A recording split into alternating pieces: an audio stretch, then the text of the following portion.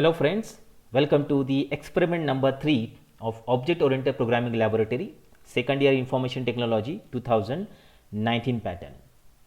Last practical we have learned about some multiple method declarations, and now in this experiment it's focused on the inheritance concept of Java programming language.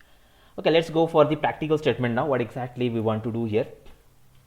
Now number 3 is just like design and develop inheritance for a given case study, identify object and relationship and implement inheritance wherever applicable. Employee class has EMP name, EMP ID, address, mail ID and mobile numbers as members. Inherit classes programmer, team lead, assistant, project manager from employee class.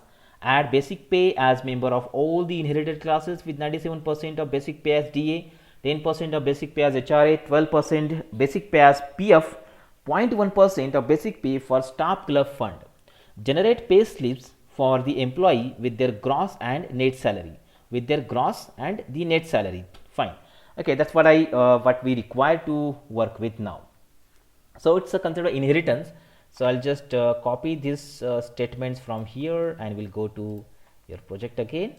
So let's create one more class like inheritance. Okay, I'll create the object inheritance here, and let's define the problem statement here itself, so it'll be easy for understanding. Okay, so the members are also mentioned there. Let's use the similar members and make use of the inheritance to perform the respective operation here. Okay, classes, so 4 classes are there. Fine. Okay, let's try to understand very different and common logical concepts of inheritance from this. Yeah, so the statements are there with me. Class inheritance is created, but I need to create your own classes. First, that's declared that you have to create the class employee. Okay, employee, where the employee class contains the things like employee name. So let's let a name variable here, name, address. These are the address and email ID also, like mail ID. These are the string variables, and remaining are the integer variables like employee ID and the mobile numbers. Okay, fine. These are the things when mentioned over there. Okay, fine, that's done. And it's also mentioned that inherit the classes programmer, team lead, project manager.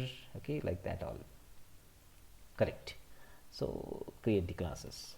Class programmer extends, might be knowing extends keyword is used to create the inheritance mechanism in Java. Okay, fine. Programmer extends employee. Okay, next to programmer we are having a team lead. So let's create team lead. Again, employee is extending from employee. Create one more like assistant. Okay, let's make it short, assistant project manager. Okay, and one more is mentioned, that is your project manager. Okay, project manager. Fine. So this is what the structure expected in the code. Fine. So inherit classes programmer, team lead, assistant project manager and project manager from employee class. Add basic pay as a member of all the inherited classes. So basic pay, let's make it here basic.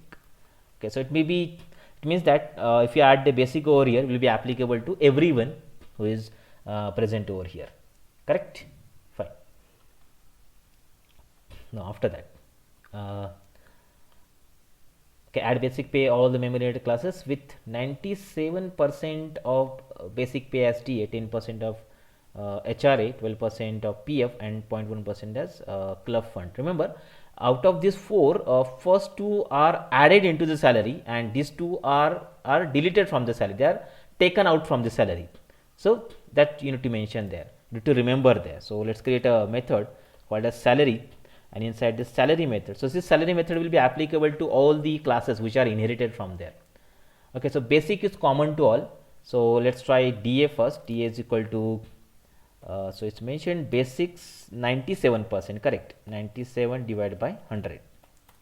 DA is there. So declare all of these variables first. Okay, let's make them float, it will be easy to understand. Float and float DA HRA. DA means it's like DNS allowance, and HRA is house rent allowance. Okay, and then other like club fund or given PF is provident fund, like. Okay, so funds are taken from the salary. Okay, allowances are given in the salary. Okay, so DA, HRA, provident fund and club fund, okay, they are mentioned, and they are going to calculate that with the respective formula. So 97% of basic is the DA, and 10% is the HRA, correct, HRA. Then what's mentioned again, 12% is PF, correct, PF, 12% is PF, and 0.1%, okay, 0.1% is the club fund, correct. So this is how it's calculated. What's the problem? Yeah, it's floating point, so make it F here. Okay, now finally when you are going to calculate the gross salary, let's make the gross salary also. Gross, so gross salary is calculated like this. Gross is equal to, remember, basic plus DA plus HRA and minus PF is deleted. Okay, all funds are deleted, that is CF. PF and CF, club fund, provident fund, are deleted. DA and HRA are added into the basic to make the gross salary. So let's make the gross salary. Gross salary is equal to okay, like gross. Okay, so let's print all of this. System.out.println net salary. Okay, net salary will be basic. Okay, basic salary. Let's don't make it net. Let's make it basic salary. Fine. In this way, okay, we'll be printing it on the screen. And as it's mentioned that you have to make the salary slip. Okay, salary slip. So it's required that you need to write the all information about the employee there. So let's make all the information about the employee here. Name of the employee is name, then his what exactly, yeah, address. Sorry, so you just can add it afterwards, not required right now. We'll focus only on the name right now. Other information can also be printed exactly in the same way. Will not waste much time in it. So our salary calculations are done. Check it out. So this is the formulas which we applied in the salary. Now remember, same method will be applicable to all the classes which are inherited from it. So 3 classes are there which are inherited, but remember, everyone is given with a basic salary. Okay, so first of all we need to create some constructors here. So let's create a constructor of programmer, where programmer is given with a basic salary. Okay, so let's have that. So it's basic, we'll get it from here, sal. Okay, so basic salary will be taking from the constructor. Similar to that, for team lead also will take the basic salary from the sal. Okay, okay, so and here for APM also, let's take the basic salary from the sal. When you create the constructor, that time will be passing the respective salary there, remember that. Okay, like this. So all the classes or the constructors are given with the basic salary that is stored inside the variable basic for the respective salary there. Okay, respective class there. So like this. Here the salary will be inherited, and all other member, name, add, mail or ID, whatever you are required, so that will also get inherited, and that will be used for all of them separately. Correct. Now my task is almost completed now, but I just want to create the object of these classes in the main method. Okay, so let's go for the main method, PSVM, and now let's create the object of everyone. Let's create the object first, programmer. Programmer P is equal to new programmer. Okay, and most important thing is that I need to pass the object or parameter as the salary of the programmer. Let's take the salary of the programmer is 40,000. Okay, now if I write P dot salary, see P dot salary, and that's done, it will calculate the salary according to basic. So this basic is passed over here. This basic will go, salary that will be stored into basic, and I am calling salary method. Salary method is belonging to root class. employee class, and based on that the salary is decided. All of these calculations are done, okay, one by one. Is name, salary, okay, sorry, name we are not initialized yet. I need to write all that things here also, like name and salary. Okay, sorry, name is remained here, so you just have to write the name. Just a minute, string name, so its name will also be there. Okay, I will initialize the name. This dot name is equal to name. Okay, same way here we'll declare the string names, string, and all other can also be declared. It will take some time to write all of these things here, the extra information which are expected there, that also you can write there. Okay, so here also all of their constructor will carry the name of the employee. So let's write the name of the employee as Amar, okay, and its salary. So Amar Mohite, yes, this is the name of the employee, salary is this, and let's print the salary slip of the person. So salary, I'll be calling this method. All the calculations are done.